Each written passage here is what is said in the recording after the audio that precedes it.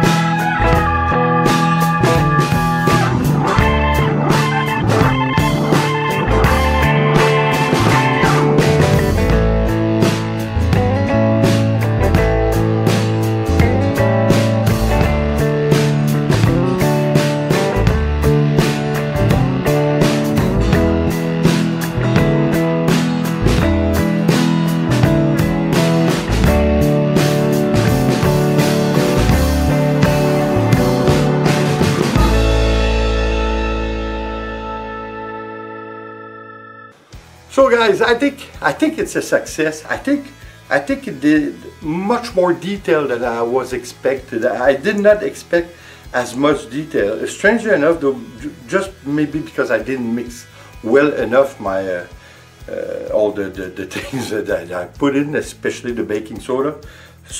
In some places they seem to have some kind of a relief. So I don't know what's going to happen, but anyway, it's nice. What happened up to now, because as you know, you see it dry, but I don't. I just finished it. There's a multitude of details.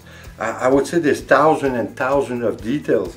If you like cells, big cells, but you like more cells to be defined, it's not the technique for you. But if you like to do something with a dirty flip cup and you want thousands of details, well, listen, we did try a lot of things before in the past, but this time, that way, it's the way to go to have a lot of detail. So guys, I hope you're going to try it, because I'm telling you, it's not hard. Yeah, I know it's a lot of products, but I think it did the job. Instead of what I did before, which was taking baking soda, but I did put a lot of water. So that's why I did replace the Floetrol for the water, because Floetrol is more thick than water. So it did the job. So I think it's very nice. I think it's strange, but it's a nice strange. So guys, I hope you enjoy, and like always, please subscribe, leave a comment and share. It's always appreciated. See you on the next painting video. Take care guys.